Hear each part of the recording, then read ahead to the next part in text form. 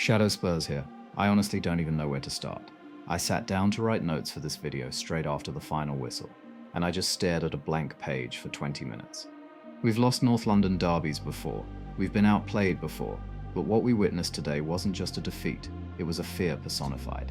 The bar is so low that I can certainly understand why many will say we did okay in the first half, but surely that's the least we can expect. We need to talk about fear.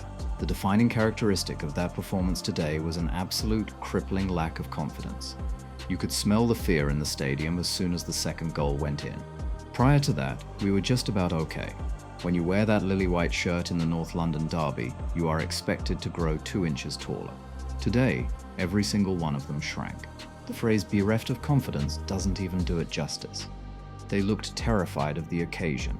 Every time a Spurs player received the ball, the first instinct wasn't, how can I hurt the opposition? The first instinct was, can I not make a mistake, which of course led to more mistakes. Assessing each player that started the match, Vicario, while he managed to mask some overall poor play with a few key saves, his vulnerability when dealing with crosses was evident. Furthermore, his subpar distribution set a negative tone from the back, and his visible lack of confidence seemed to negatively impact the rest of the squad. Van de Ven. He is currently performing far below his usual standard. Most concerningly, he appeared to actively ignore tactical instructions from Tudor to push the defensive line higher. This lack of discipline is unacceptable, and he must improve his focus and work ethic if the team is to avoid relegation. Dragusin. His performance was characterized by a lack of pace and consistently poor decision-making. His errant header that directly led to the opposition's goal was a prime example of the team's broader struggles. Spence. This was arguably his poorest performance for the club to date. He consistently invited unnecessary pressure by dwelling on the ball in possession and failed to offer any viable attacking outlet. Gray failed to make any meaningful impact on the match.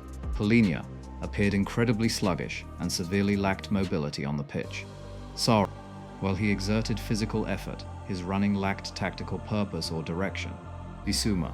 His performance was okay, but his inclusion in any team is indicative of broader issues with application and attitude in the modern game. His very existence warrants a deeper, separate analysis. Gallagher. He was one of the few players to show any genuine fight and purpose, albeit with a severe lack of passing ability and overall creation. Xavi looked completely overwhelmed and out of his depth throughout the match. Muani, despite receiving virtually no service from the rest of the team, he finished his goal very well. However, his overall effort and application remain wildly inconsistent, raising questions about his definitive role as a player. You saw it in the body language, shoulders slumped, no one demanding the ball in tight spaces, hiding behind their markers. When you are that scared to make an error, the error becomes inevitable. They weren't playing to win, they were playing not to be the scapegoat. And because of that fear, any semblance of attacking football vanished. It evaporated. We talk a big game about being brave, about taking risks. Where was it? We were sterile in possession, pointless possession in our own half, padding the stats. But the moment we crossed the halfway line, the paralysis set in.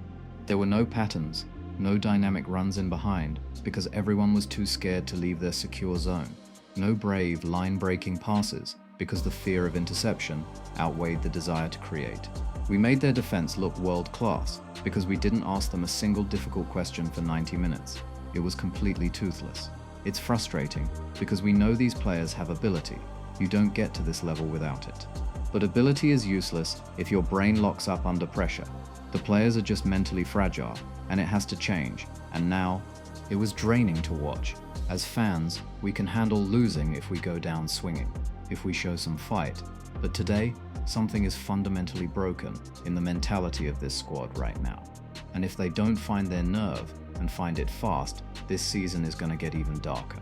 My biggest concern is that in a couple weeks, we could be well and truly in the bottom 3. The decision to do nothing of consequence in the January window looks more inept by the day. And I know so many of you want to focus on the football. But we also need to see some light when it comes to the owners of this club. Lang is so clearly out of his depth, and I remain convinced that Vinay Venkatesham is some sort of Arsenal secret agent, destroying the club from within, as I cannot see one success he has had.